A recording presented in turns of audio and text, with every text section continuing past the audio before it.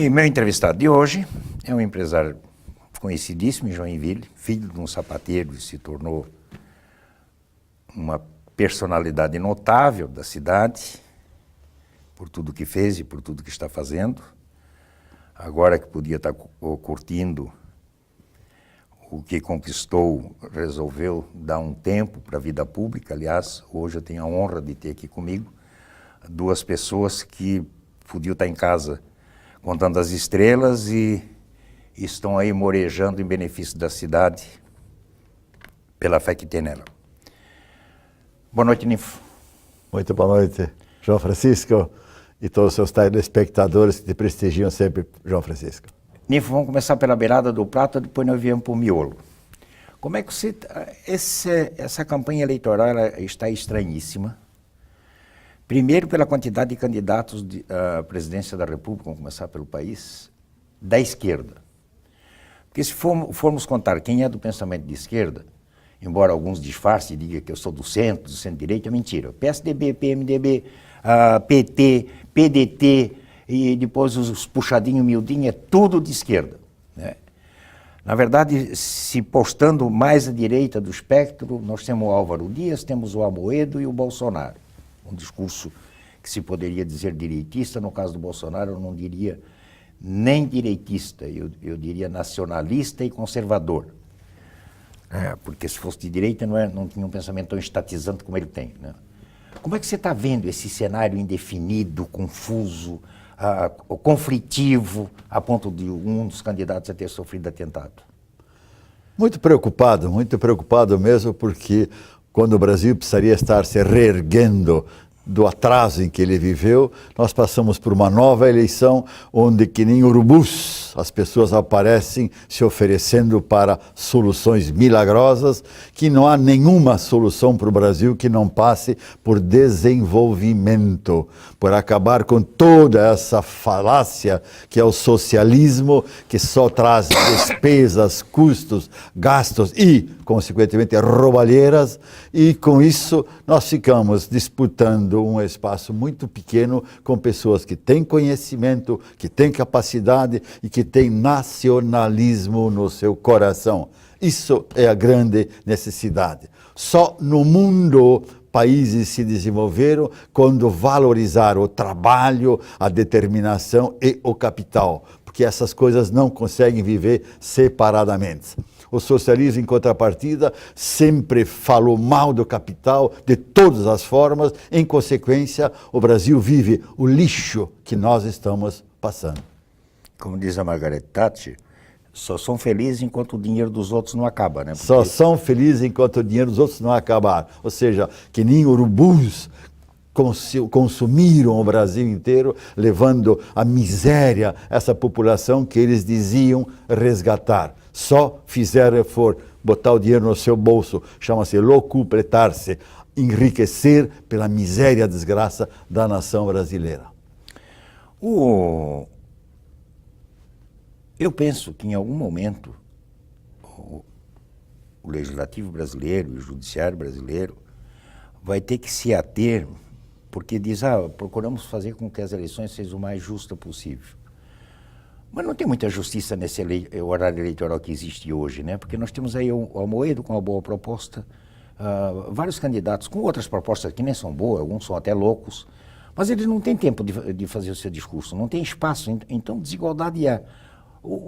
Que ideias tu tens para tornar isso mais justo? Ou simplesmente acabar e te vira, vai para a rua bater de porta em porta, como fez o Macron na França. O Macron ganhou a eleição batendo de porta em porta. Com certeza. Sem dúvida, a lei assim o determina e temos que seguir a lei, porque o país só pode existir se as leis forem cumpridas. Essas são as leis. A mudança desse procedimento é que está na grande dificuldade, porque as pessoas que estão no poder não querem perdê-lo. Consequentemente, não permitem que pessoas com novas ideias, com disposições, venham fazer com que isso aconteça.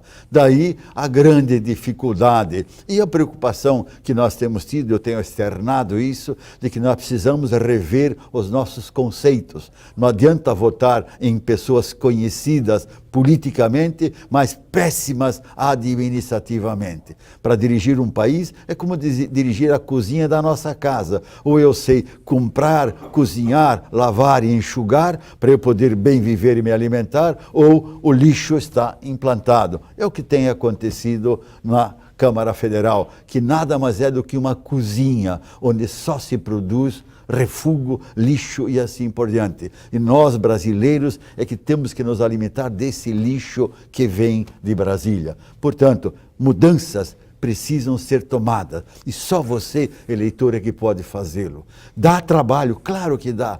Dizia o João Francisco há pouco, eu devia estar aposentado, morando no Havaí, quem sabe, mas estou aqui com quase 80 anos, mostrando que é possível qualquer pessoa se envolver, trabalhar. E não adianta só falar, mandar mensagens pelo WhatsApp, que nós conseguimos informar milhões de pessoas, mas se nós não agirmos, não há como resolver o problema.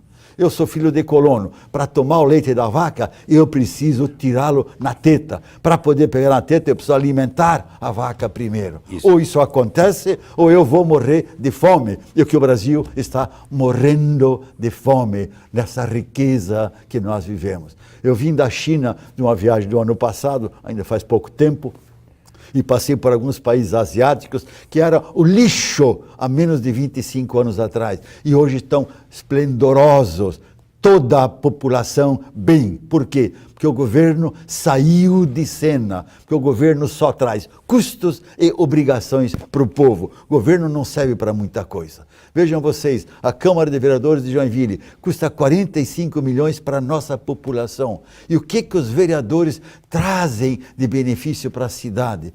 Muita pouca coisa. Aprovam as leis do prefeito, que nós poderíamos fazê-lo e controlar o prefeito, simplesmente uma reunião por semana ou um dia por semana, a custo zero. Não precisaríamos de mais nada do que isso. Termos alguns advogados para nos assessorar, que são da Câmara, mas assim, cada vereador tem os seus próprios advogados, tem toda uma estrutura que custa essa fortuna que não serve para nada. Assembleia Legislativa do Estado, pior ainda, terminar, né? Custa 1.200.000 por mês. Um deputado estadual. São 50 milhões por mês que nós jogamos no lixo, porque o resultado dos deputados estaduais é próximo de zero também. Ou seja, nós estamos no mato sem cachorro faz muito tempo. Porque se olharmos a utilidade jurídica e constitucional, a Câmara de Vereadores, como as cidades vivem, as pessoas vivem na cidade, não vivem no Estado, ela ainda tem uma certa atuação na regulação do uso e ocupação de solo, mas eu não vejo nenhuma utilidade para a Assembleia Legislativa, a não ser o deputado servir de office boy, trazer o cheque do governador para entregar Não vejo utilidade. Exatamente isso, veja, a 50 milhões por mês, nós poderíamos ter deputados, sim, que tem que controlar o governador, mas não para fazer essa distribuição de verbas assim ditas, que podia ser transferido do Estado diretamente, ou nem precisariam ir para o Estado, poderiam ficar na cidade, mas para isso tem que mudar a lei. E só muda a lei aonde? Em Brasília. Por isso os deputados federais, os senadores, são importantíssimos. Votar no que está aí é realmente querer fazer com que eu invente novas coisas sem botar uma massa nova nesse processo. Eu quero tratar da questão catarinense contigo, mas no segundo bloco. Agora eu quero que tu resgate um projeto que você tinha e que era formar novas lideranças, despertar. Tu estavas com um projeto de ser pregador pela uma nova política, pelo novo alvorecer na política, de gente com ideal, de gente comprometida. E, de repente, eu vi um arrefecimento. É porque o barulho da campanha está ofuscando o teu projeto, ou você deu um tempo, tirou o pé do acelerador para ir depois para a rua? Tudo tem amadurecimento. Nós não conseguimos fazer o ovo dar um pinto antes de 21 ou 22 dias, ou seja, para tudo há um tempo. Nós não paramos, continuamos exatamente com esse mesmo propósito, porque nós precisamos envolver pessoas responsáveis. capazes, com conhecimento, que possam trazer para a política a informação e a realização. Não adianta nós termos bom de verbo, nós fazemos um movimento muito grande e nós não temos conhecimento como se faz as coisas acontecer. Um exemplo clássico, eu posso ser muito bonito, muito bacana, muito charmoso, cheiroso, falar muito bem. Agora, dirigir uma cidade, por exemplo, ou a própria Assembleia, é como dirigir um avião. Eu vou sentar no manche só se eu souber fazê-lo. E pouquíssimos políticos que nós temos sabem dirigir o avião que é a nossa cidade, é nosso estado, é nosso país. Precisa de conhecimento. Isso está claro. E nós temos só analfabetos, na sua grande maioria, nesse processo, nos trazendo esse prejuízo brutal que nós vivemos. Ninfo, nós vamos para um pequeno intervalo e ao voltarmos, gostaria que você avaliasse, te peço que avalie o cenário político estadual, a campanha está se ferindo, as candidaturas postas, as propostas, se existem, mas promessas muitas, é o que eu mais ouço. Um minutinho só.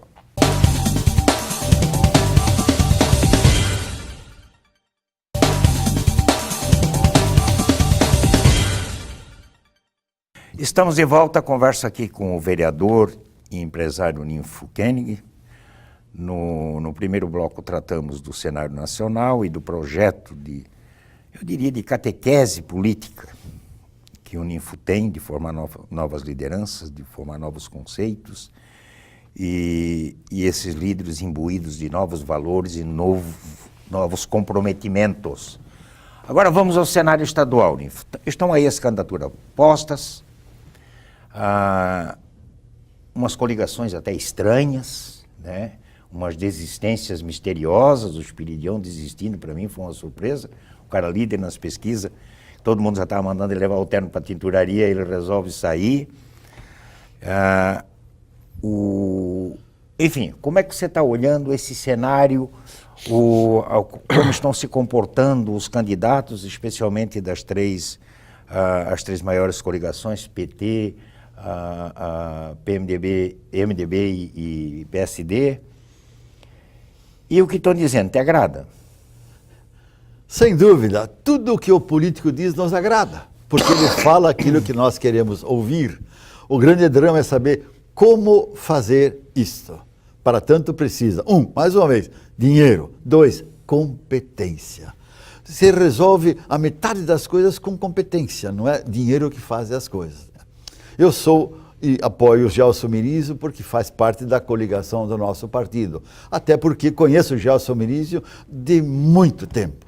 Ele foi presidente da FACISC, graças aos votos que Joinville, quando participava da FACISC, a Federação das Associações Comerciais, votava com 17 votos da nossa região e elegemos o Gelson Mirizio. Ele era um garotão ainda, jovem, dinâmico, e demos a ele a oportunidade, ele se projetou nesse ambiente. E desde então eu venho acompanhando. É um homem dinâmico, forte, enérgico, às vezes antipático, mas ele revolucionou a Assembleia Legislativa, por incrível que pareça. Reduziu, enxugou, melhorou, sobrou dinheiro na Assembleia, mais de 100 milhões que devolveu para o Estado, que nunca tinha acontecido. Ou seja, ele tem seus méritos. Talvez alguns defeitos, sem dúvida. Assim como eu conheço Mauro Mariani, que temos que também tirar o chapéu para esse homem, que ele tem os seus valores, tem as suas capacidades, mas ele é de um partido da oposição diferente da minha. Por isso, a minha enaltação ao Gelson Mirizio, a quem eu peço, quem puder, reexaminar a posição dele e também o voto dele. Porque as promessas de todos são as melhores do mundo. Entretanto, o custo do Estado ficou tão elevado, ficou tão brutal nesse processo todo, com as vantagens que o funcionalismo público em particular teve, além de outras dificuldades que possa haver, que prejudicam o resultado. Nós precisamos enxugar o Estado. Você bem falava há pouco, nós não precisamos de um Estado desse tamanho. Eu sou de opinião que nós não precisaríamos nem de ter governador do jeito como ele é. Porque está superado essa fase de nós gastarmos uma fortuna para eleger um indivíduo que não está preparado para administrar o Estado. Sou da opinião que nós não precisávamos votar em prefeito também, que o prefeito tinha que ser um administrador da cidade, contratado, alguém com currículo de fato, com conhecimento, e que se não der certo, vai para a rua no dia seguinte e para a cadeia no dia seguinte, sem foro privilegiado, se fosse o caso, né? Esses são os novos passos que nós precisamos dar para resolver o problema do nosso país, a partir da cidade para o estado e para a federação. São condições novas. Como eu tenho uma expectativa de vida de 150 anos, me faltam só 72 para eu ver isso acontecer. Eu tenho fé que nós possamos, com muito, muito trabalho, permanente decisão em cima desse processo, ajudar a construir uma nova fase de vida para o Brasil. Nós não podemos continuar sendo bandeirantes num país que exige pioneiros, pessoas dispostas a entrar na floresta, desmatar, criar as suas cidades e fundamentar a sua família. Sem isso, nós seremos eternamente exploradores da nossa pátria, pensando em voltar, quem sabe, para Portugal, para onde quer que seja, para viver nas benesses do Castelo do Paraíso, junto com os reis que existiam antigamente. Info, eu estou ouvindo os candidatos, até por ofício e porque gosto de política, né? E vejo lá eles prometendo, vou fazer isso, coisas pontuais, coisas que já deveriam ter sido feitas e que não foram. Não vejo ninguém olhando o futuro. Nós temos exemplo no mundo, né? Nós temos o norte da Alemanha, que era muito rico, que hoje está pobre, que não soube escolher o seu futuro, né? Nós temos Chicago, com a beirada de miséria lá e criminalidade, e Detroit destruída, né?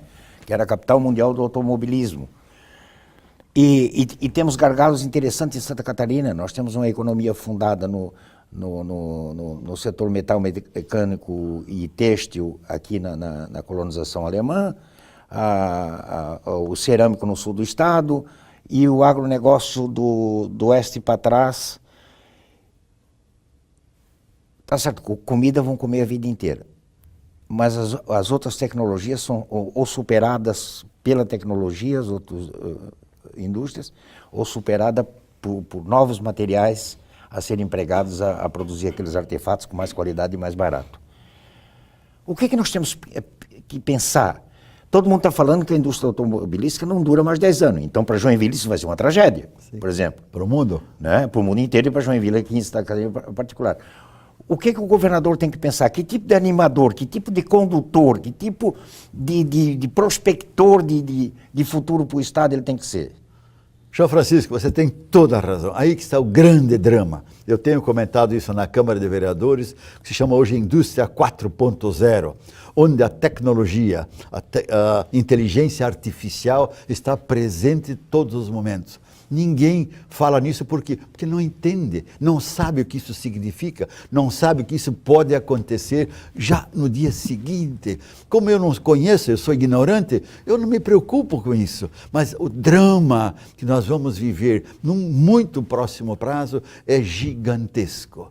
Por isso, a necessidade, eu falava há pouco, nós termos prefeito, governador, presidente da República, que tenha noção do que é responsabilidade para dar oportunidade para o povo. Não é dando a cesta básica que nós vamos resolver o problema, porque a cesta básica alguém tem que pagar, e quem paga a cesta básica que as pessoas recebem é o povo. E cada cesta básica que o governo distribui custa 2 ou 3 vezes mais para o povo, porque o governo, para administrar isso, ele é incompetente. Mas, enfim, se eu pensar na indústria 4.0, é alguma coisa de ficar estarrecida. Automóveis vão desaparecer num prazo de 10 ou 15 anos, ninguém mais vai usar automóvel, será tudo com drones, nós vamos nos movimentar pelo ar e para cima. O Brasil é grande, não vai precisar mais dessas estradas que nós temos hoje, a custos insignificantes.